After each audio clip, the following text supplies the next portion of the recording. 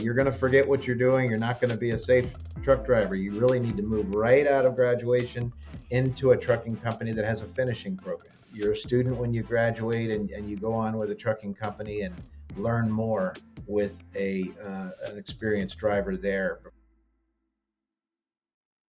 And welcome back to the Steel and Dirt Podcast. And this is where we like to talk about equipment, construction, how to make money in the trades. And trades includes a lot of things out there. And that's why today we're talking with Brad Ball, who is the president of the Roadmaster Driver School. Roadmaster is a CDL training school that offers students comprehensive CDL classes and behind the wheel truck driving education. And that way they can be prepared to start their new job in the trucking industry. And I got a little familiarity with that. And I got a feeling we're going to talk about some of the struggles that have been going on the past few years. So welcome to the show, Brad. Glad to have you. Thanks. Appreciate you having me. So let's start off with the obvious. Our country is in a shortage right now for truck drivers, is it not? It is, and that shortage has been going on for a number of years, and it's expected to grow. And that shortage can go through dips, ebbs and flows with the economy. So you might see it sort of seem to disappear for a while, but eventually the economy comes back, and the underlying shortage continues. COVID was a big part of it. The average age of the truck drivers is about 55 years old. So that generation of the older white male truck driver is sort of retiring. You're seeing a lot of minorities and females starting to enter trucking. So the whole trucking industry is changing, and we're trying to make the industry safe for females. Uh, it's growing quite a bit. I think females were once about 6% of truck drivers. That's growing. We have about 20% of our students on campuses across the country right now are females. So it's changing a lot. Yeah, I see that a lot just out on the road traveling. A lot of female truckers. Now, a complete greenhorn, someone maybe fresh out of school, they're looking for something to do. What steps do they need to take to enter the trucking business? So, basically, they need to do some research, find what truck driving schools are near them, maybe go meet with a few of them, tour the school, see what they're comfortable with. They need to understand there's different options in truck driving. There's companies that will train you to work for them, and then there's schools like ours where you have choice to go to work for whoever you want when you graduate. So you need to just find out, what's available to you, and ideally you are drug free because the trucking industry is a drug free industry. Uh, Understanding that medical marijuana exists, and marijuana is becoming acceptable. It's not acceptable in the trucking industry. So you need to be clean. Keep your driving record clean, ideally, and your background history clean, because the trucking industry tends to hire people that have clean backgrounds, drug free, and clean criminal backgrounds as well. So walk us through the steps of what you guys do there at Roadmaster, getting someone, they come in the door, they're signed up, they're ready to go. What's the process like to get to the job ready status? Yeah. So we've got 22 schools across the country. They all operate identically. But basically, when someone comes to us, we're going to interview them, ask them some questions about their work history, their background, their interest in trucking. We're going to, if they want to proceed with the process after they've taken a tour of the school and they understand the tuition and how that works, we will go ahead and process them for enrollment. And that means we're going to run a background check, a DOT physical and drug screen, and basically make sure they're hireable. We don't want to put anybody at a roadmaster school unless we know they can get a job. So we'll also begin to apply with some trucking companies, even get them pre-hire letters before they start school. Now, all this leads up to getting their CDL. That is a big thing. Got to have that, and the testing for that, and being in many different states. I guess it's similar. I'm sure in all states, but what's the significance of the CDL training?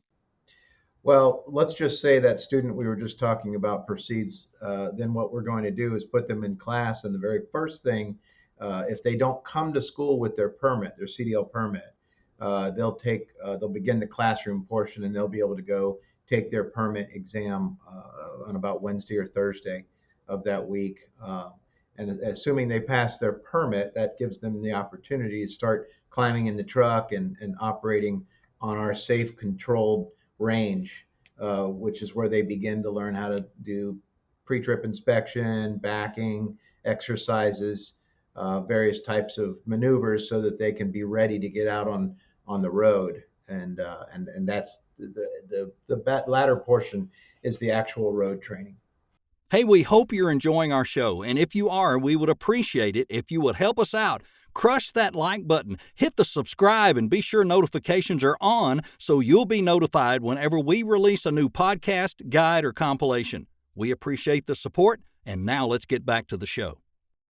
Let's say a guy that's, he's grown up on a farm, he's pulled gooseneck trailers his whole life, maybe he's driven some straight trucks. Do they have a little bit of an advantage coming in if they've done some things like that? There's no doubt about it. The only problem is, while that driver may be able to jump right into a truck and take their CDL exam at the DMV today, without any training at all.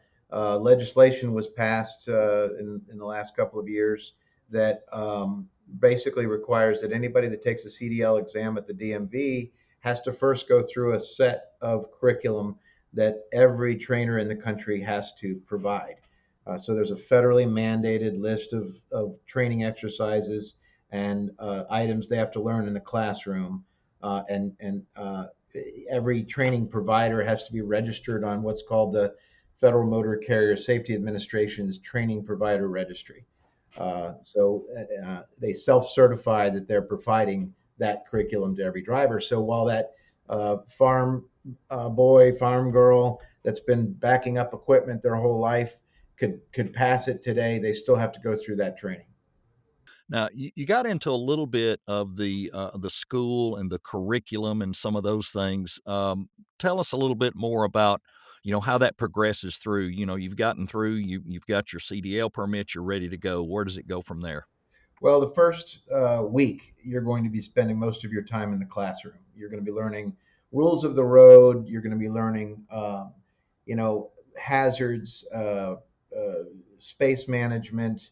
You're going to be learning how to do your logbook, even though companies now have ELDs, electronic logging devices, in all the trucks. You still need to understand the basics of logging and understanding maps and all the various pieces in the classroom. Once that classroom is finished, that's when you'll move out onto the range or the pad and start learning all the pieces of a proper pre-trip inspection.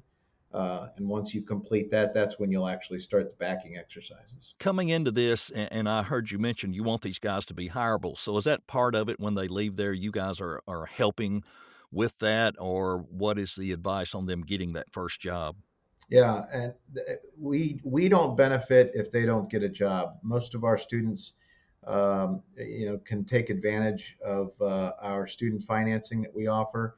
Obviously, that student financing is important to those students. It's important to us to be able to offer that to people. So we need to make sure that they can go to work for a carrier that's going to help them pay the loan. It's one of the big benefits of the industry is that trucking companies have tuition reimbursement, and we want to make sure that they can get a job when they walk out the door. Skills erode. If you don't go to work right after graduation, you're going to forget what you're doing. You're not going to be a safe truck driver. You really need to move right out of graduation into a trucking company that has a finishing program. They spend about 4 or 5 weeks with us at Roadmaster. That's not enough time to be really a safe professional truck driver the day you graduate. There's more training. You're a student when you graduate, and you go on with a trucking company and learn more with an experienced driver there before they actually hand you the keys to your own truck. And you guys are scattered over several areas. You mentioned a pretty significant number of schools. So, um, starting salaries for somebody going into this industry, what is typical? Well, if you look, the Federal Bureau of Labor Statistics, I think right now says that it's 62,000. Depending on where you live, that's easily 60, 70, 80,000 for a driver, even in their first year.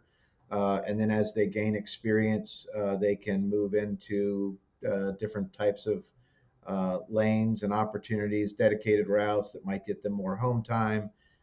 So, a lot of our drivers, they begin over the road, so they get a lot of mileage. One of the last things that we had down, and we talked a little bit about this earlier, the American Trucking Association is saying that if current trends continue, the shortage could be up to 160,000 drivers by 2030.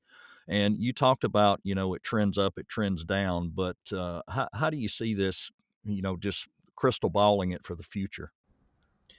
I see a couple of different things. Um, if we can lower the minimum age from 21, that would help. And I think that that's something that is being tossed around right now. There's a pilot program that they're trying to launch, training 3,000 drivers per year under the age of 21, and then tracking their safety record to see if it lines up with those over 21. That would help. As I said before, the increase in drivers that are minorities and women. There's no pay gap tied to race or gender. So trucking is a good place for those people to land, especially those that didn't have the opportunity to go to college. Trucking is a good place to come. Uh, Recession proof, pandemic proof, even during COVID, drivers were in demand. A lot of people lost their jobs in hospitality and other industries. And I can tell you that if you walk onto any of our campuses, you'll find some of those people today that had a restaurant or worked in the industry in hotels, or they were a police officer. There's all kinds of different people that are coming from different walks of life to trucking right now. Well, Brad, let's talk a little bit more about Roadmaster, some of your locations, how people can find you and get signed up to come in and get it done. Great. So the easiest way to find information about Roadmaster is to go to roadmaster.com. And there you will find a wealth of information about the industry, about entry level driver training. You can click on our locations page and see we currently have 22 locations across the country, soon to be 25 locations. I think that's probably the easiest thing, roadmaster.com. Folks, if you're looking to get into this trade, here's your opportunity. Take a look at their site. Hopefully, they're close to where you are and they can help you out. And Brad, I really appreciate your time and appreciate you joining us. Thanks a lot.